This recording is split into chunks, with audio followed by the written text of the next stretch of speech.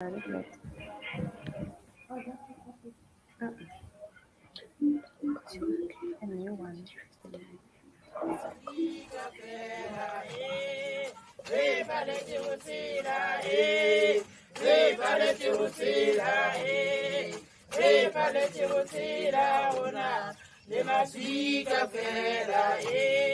My mom taught me to sell at a spaza shop. She ran a hair salon. I pretty much learned entrepreneurship from my mom's. Ngumntu ngabantu. That on your own, you can't really do it. You need the support of those around you. You will have a network of people, a network of communities, and a society that will make sure that you count.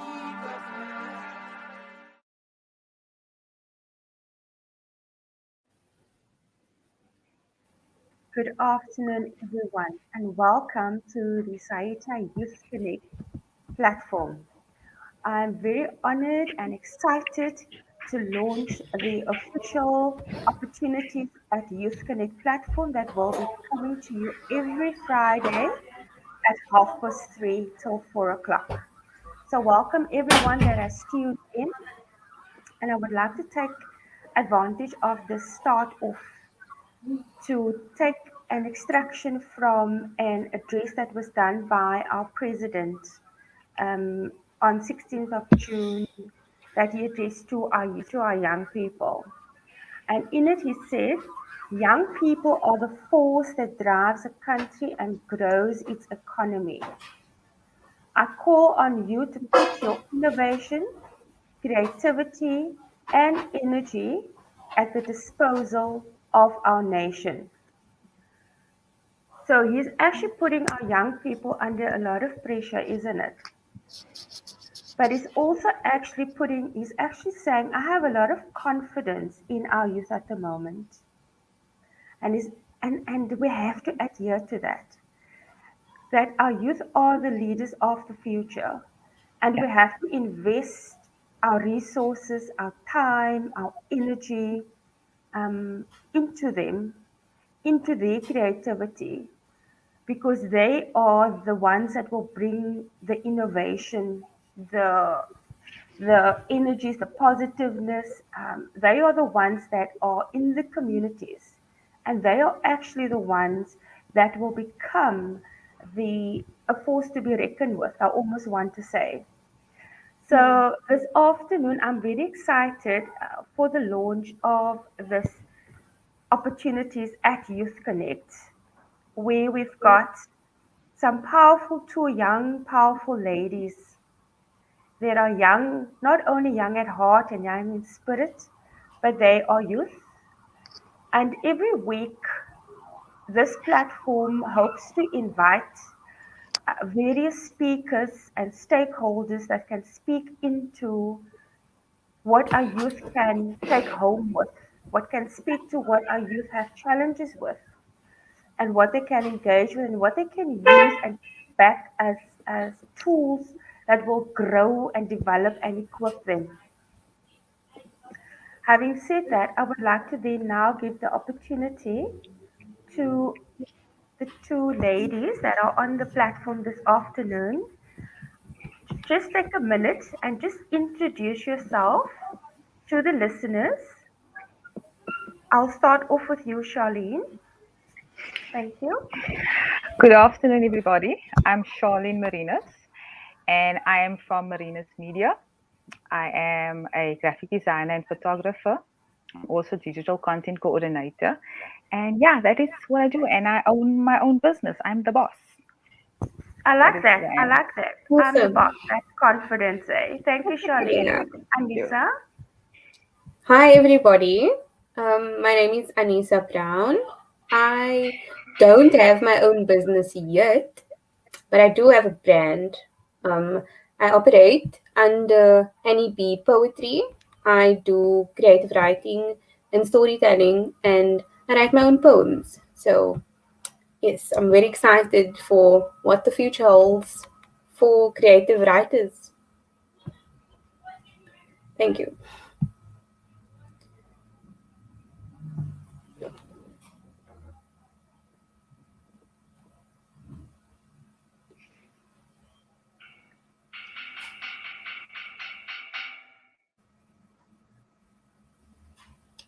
Sorry about that, guys. Sorry. I have heard some of Anissa's poems, and it's very powerful. But Anissa will share more of that during our discussion. Charlene, I want to start off with you. So I've got a question for you, right? Two questions actually. What is your coming from being a young entrepreneur and coming from the community of Mitchell's Plain? Am I right? I would like you to share what were some of your challenges as a teenager, and how has that those challenges actually shaped you into the person that you are today? But more specifically, I want you to speak into how you would encourage a youth sitting at home that doesn't feel very excited about the prospects of the future. Okay. Thank you, Charlene. Okay. So my teenage life, starting there, wasn't that grand because I didn't go to a modern, a fancy school, I would say. My schooling was quite normal. I went to Strandfontein Secondary High School. I was at Denegger Primary and I was at Veltervriend Primary. I grew up in Rocklands and then I moved to Strandfontein. But at a very young age, I was diagnosed with dyslexia. And they told my mother that I need to go to a special school because I'll be slow. My mother refused to accept the information and she sent me to a normal school where I battled, but I pulled through. I got through by the skin of my teeth. To me personally, looking back now, I'm glad that happened because I saw that I was able to push through. And it was difficult, it wasn't easy. And I had this thing in my head that because I heard them say, she's going to be slow, she's not going to catch on easily. Um, I believed it. And I would blame that every time I wouldn't get something right. Every time I would fail an exam, oh, it's because I'm dyslexic. But what I didn't know is that there was more that was said about my mind at the time, that there was some special thing attached to it. I was able to learn things without having to read things. I was able to watch and learn, and I'll be able to do it within minutes. I thought there was something wrong with me, but there was something special about me. So this got me through schooling.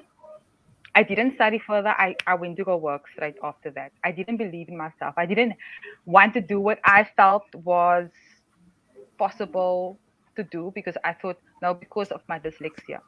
And I overcame this when I decided to study to become an hostess. And being that you kind of have a lot to study, you get like this thick manual, and you have to know everything in the manual, and you have to get 100%. And in this, I didn't make it. However, I saw that it was possible for me to study and for me to remember and for me to be able to pass something. And with that, I started taking on more challenges. And obviously, in my life, nothing was perfect. I broke my leg because because I didn't believe myself. I broke my leg playing soccer, and then my career wanting to be a sprinter was doomed. But then I found out that I could write. So with every setback I had, I decided to not look at the setback as a setback, but as a stepping stone. And with that, I started to just use everything that was around me. If I saw a wall, I would find out, how can I break through this? How can I climb this? Instead of sitting there and moping in oh my word, I'm dyslexic. Oh my word, I can't do anything because, oh my word, I can't even read properly. So I forced myself to figure out how to read. So I would read back to front instead of front to back. I would find ways. And there was no internet. Look, I finished school 2002, so there wasn't Google or anything like that yet. So I matriculated. I was like, I don't know what I'm gonna do. So I'm just gonna do whatever. I need to work for my family, my parents. So I'm gonna just throw myself wherever. But wherever I went, I found that I wasn't fitting the mold. I wasn't fitting the mold. And I found that I was more drawing myself near to the creative space. Um, and I knew that I was creative, but I forced myself into a academic type of thing. And the more I did it, the more I would find that I want to be an artist, but there's no money being an artist back then. So I found ways to work around it. So I worked, and only at the age of 34,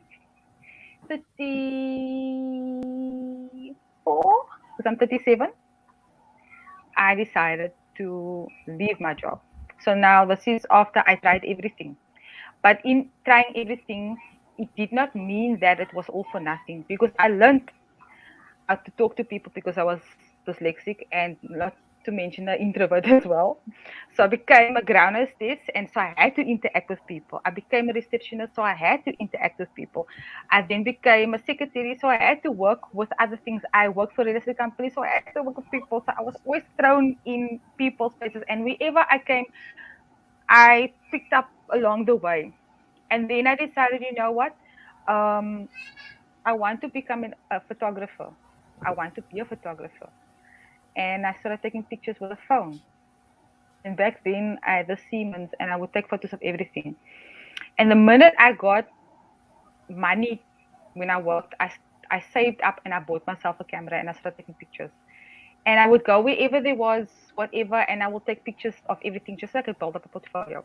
But my dreams got crushed again because there was no money in what I was doing because I wasn't well established. And so I had to sit back, and so I went back to work. And then I started working again for myself because I got tired of working. But anyways, getting back to when I decided now is the time I do this. I'm 34, and then I got pregnant, I got married, and I got pregnant. And then I had to go back to work. In any case, and then I missed out on my kid growing up until the age of 2, and then only when I decided to eventually start working for myself, it was 2019, and then 2019 happened, and then 2019 was done, and then we went into 2020, and then it was COVID, and you're like, oh my word, why did I leave my job? Because now I need my job. But instead of doing that, I decided to work even harder. I started to work around things. I started to learn there's not just one thing that I can do. I can do graphic design because then working from a previous company, I had to do it too. And that is how I picked up along the way. And then I sharpened my skills. Now, then because I left my job, I obviously got a nice lump sum money. So I decided to study further. And with it, I studied further and I invested in myself. But there wasn't capital. That's where I went wrong. There wasn't capital then to start my business entirely. So that was the thing that I went wrong with. So point number one, have money when you start a business, and make sure that because without that you can't do anything. I don't want to go off course. Am I still on course with what you asked me? Yes, you are, Charlene, and thank you very much for that. I love your energy and your spirit, and I like your get up and go, and that is the kind of energy that I want for all our young people and for our youth to be at, because every day is a new day, isn't it? Every day is an opportunity to discover a better version of yourself. And if I had to sum up just from what I've listened, what you've shared, and that is essentially what you did, it sounds like you're all over the show, but it's because you are a creative person, and creative people are generally, um, other than being very creative, but they get bored easily, so they're always going to try new things. And the only way you know if you are good at something or if you're meant to do something is if you're going to try something new. But in order to try that something new, you have to then face whatever fear are on your path or whatever fear you have. So you have to sort of face that fear head on. But it's that starting point, isn't it? Because I'm sure there's many things that you've tried and not everything worked. But you have found your niche. You have found home, if I can call it. But I'm going to come back to you, Charlene. Thank you for sharing. Anissa, Yes. so you love words, the I power do. of words. So, if I had to ask you, Anissa, what is it about words that just inspires you? How do you use words to deal with whatever you need to deal with? Man, I don't know. Really, it's um I don't even know where it started, It's like it was just me. I was always a very quiet girl. Very quiet, always in my own head. Until I started just writing random things, and then I found that wow, this helps me a lot in my personal life. And then I started taking it further, and then I started telling stories through writing, but not to people really. I didn't really share my work. So I just connect with words on a level that I can't really explain. It's like alchemy, basically. Yeah. Alchemy. Hmm. Now, I'm not very intelligent, Anissa. When you say alchemy, what does alchemy actually mean? It's basically um, it's healing. It's like a flow of life on its own. Words. Okay, that's Yeah. beautiful. Anissa, I want to ask you. So, when you write, Mm-hmm.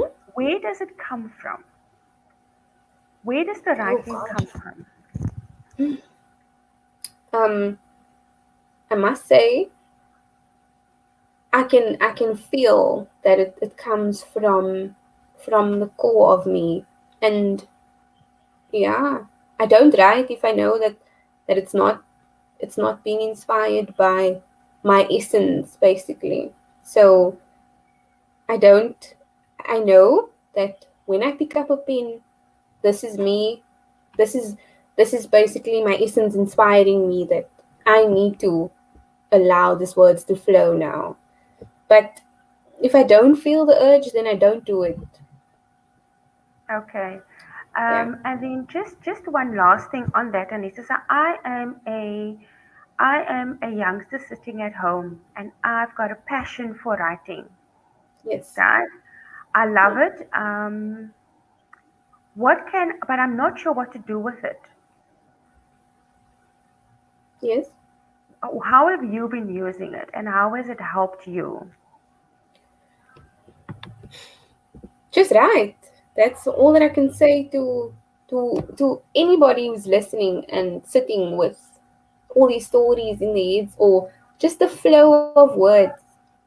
My advice to you is just let it out. If whether it makes sense to you or not, it will make sense. Just let it be what it is. You know? Okay. Okay, that's great because I'm a writer myself, right? And I can resonate with that and I can relate to that. What I find is that when I write, it helps me to deal with my emotions. Mm, It also helps yes. me to deal with whatever is going on inside that I don't really want to share with anyone. Yeah, But it that's does true. help me to take that pen and put it onto paper, and it almost kind of is a reflection of what is going on in my head, what is happening Definitely. inside, you know. But it's, Definitely. it's actually also a very effective way to deal with whatever might be happening emotionally.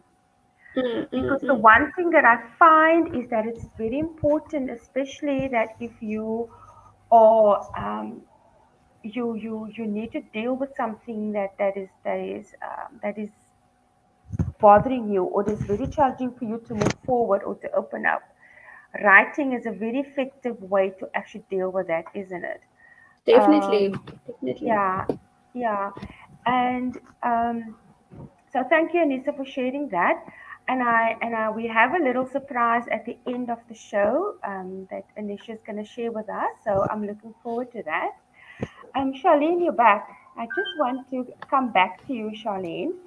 So I am a youth sitting at home that wants to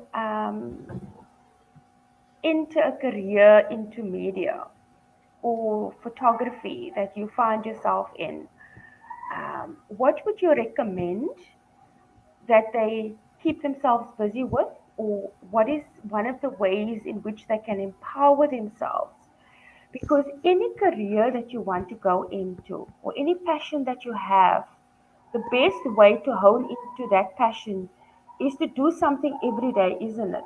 That kind of aligns with that sort of, this is what excites me, this is what I'm excited about. But almost every day, you need to do something that's going to mold you and shape and mold you into becoming that person that you see becoming, isn't it? So maybe just to briefly chat on what would you recommend for those wanting to step into the field that you are in? Okay, so what I do is not something that stays the same. It's always evolving. So you always have to stay on top of things. So the first thing would be is to do first find out if this is really what you want to do, number one.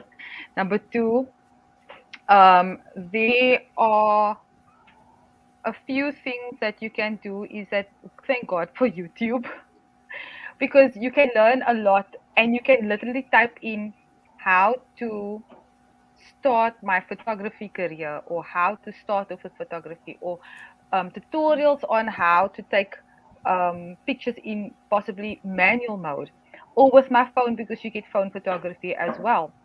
And then start learning how to do it from scratch and practicing every day, taking pictures of literally anything and everything from a doorknob to a key, from the texture of the wood, all of those things. It will equip you to understand the world of photography because there's not just one kind of photography, there's like millions and millions of things that you can take photos of now.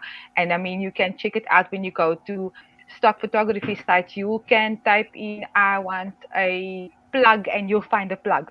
So there's really no end to it. So the other thing you would need to do, I would say, is build a community around you that is interested in the things that you also like doing.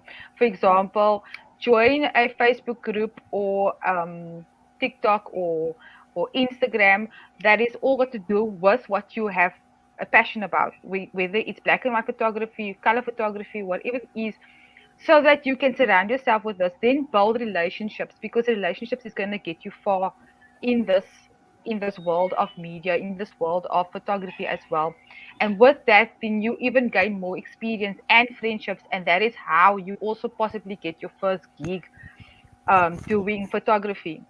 So building a social media community around you is very important. With everything nowadays, you have to have that community around you because, say example, I want to sell something but you don't know me, you're not going to trust me. But if you know me, you know that I won't give you junk, then you're going to take it from me, you're going to buy, you're going to believe in the product. And that is how you know your thing is going to, I would say, work, because now you've laid the foundation of, you've got a following, you've got a community as well. And that is how you're going to stay, I would say, longer in this world of media and photography. And always be willing to change, be flexible to change, because media, photography, everything digital is the future. So you would have to be flexible with that all the time.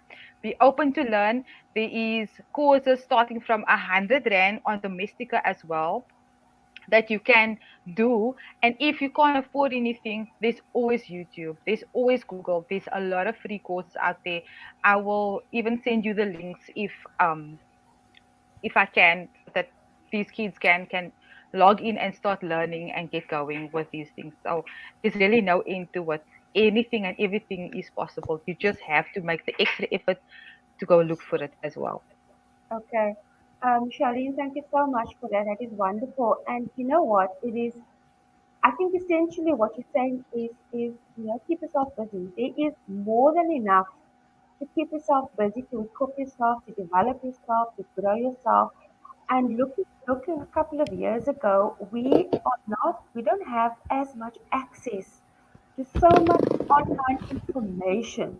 where Yeah. you can literally actually teach yourself a new skill by simply going on YouTube. I've heard so many wonderful stories of young entrepreneurs that have found a niche or have found a gap, and all they did is they went onto YouTube, they taught themselves how to actually learn that skill, and they're flying, they're going. So that is some very, very, very good, valuable advice, and I hope that you guys are listening to Charlene. Charlene is doing it for herself, and because she's doing it, she's just got the right mixture of attitude and gratitude and believing in herself. And I think that that is a start of you. It starts with you knowing and believing that you can do it, and then that you are destined for greatness. Hmm. So, having said that, so every Friday, um, we also have what I call something that will be in the opportunity box. Okay, so which it can be anything, but essentially it is an opportunity for youth. So this week we got 5 short courses sponsored by SEDI, and that is the Skills and Enterprise Development Institute. The details will appear on the screen now. You're welcome to visit their website. So there's an opportunity for 5 youth. They can either contact Youth Connect as per the details that you see on the screen, or you can contact via the Saita media page, and the first 5 youth that sends me that message, you have the opportunity to actually do a short course of your choice, and there are 44 different short courses to select from. So how fantastic is that? So you can start your journey of empowering and equipping yourself. So I'm waiting to hear from you, and thank you so much to Sedai for making this possible to 5 youth. And ladies, it has been absolutely amazing to have you on the very, very first opportunity at Youth Connect that happens every Friday. Yay. Before we end off, I would like to ask Charlene 30 seconds just to do a final word of encouragement to our young people, please. 30 seconds, Charlene. Thank you. Okay, so my encouragement to the youth is know that the sky isn't the limit. There's a whole universe out there. So you don't have to think that, oh no, I've reached the sky's limit. No, there's more to it. So don't stop, keep going, keep moving forward because the future for you is brighter than you think. And that is all I have to say. That's beautiful. Thank you so much, Charlene. You've inspired Yay. me. Eh? Thank you. Anissa, Yep. I believe that you have got a little surprise for our young people. So, as your encouragement, I would like you to share that little surprise, please. Thank you. Okay. So, thank you, Samantha and Saita, Use Connect for having me. First of all, um, the poem that I'm going to do for you guys today is called "Parentless Child." I connect with this poem in a lot of ways, and I just felt that it's fit to share this poem. Okay, parentless child. Even though your circumstances will justify your reckless outcry for immediate help, you somehow consider the consequences of being wild. Parentless child, remember how you considered yourself and you convinced yourself that there is really more to life than dry bread and a lukewarm cup of bitter black tea, not because you were ungrateful, but because you refused to die in a cycle of lack and ongoing poverty. Parentless child, you are strong. Remember how you paid attention to a simple lullaby a mom sang her baby in the taxi so that later that night you could comfort your siblings with a safe song and a mother like hug. Parentless child, you are bold. Remember how you stood up for a classmate because you knew what it was like to feel alone. Parentless child, nothing will hold you back unless you allow it. Parentless child, you are a safe haven made of gentle smiles and genuine hugs. Parentless child, your eyes are wild with courage to live, even though your life melted countless times through heated arguments your parents had while you stood in that furnace and your heart pounding in your chest. Parentless child, you are grown now. Go, make a good life. Thank you. Wow, wow, wow, wow. Every time when I hear Anissa's poems, I am so taken aback.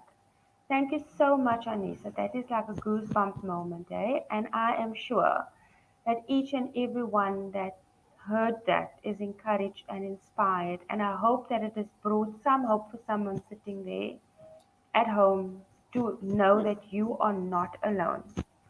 Ladies, thank you so much for joining me this afternoon. And as a final word, and we will always end off like this, I will see you next week, Friday at 3:30. And don't forget to connect at 3:30. Learn every day. Grow in all that you know you can be. And earn is at your fingertips. Your earning potential is at your fingertips, but it starts with you. Definitely. Thank you very much.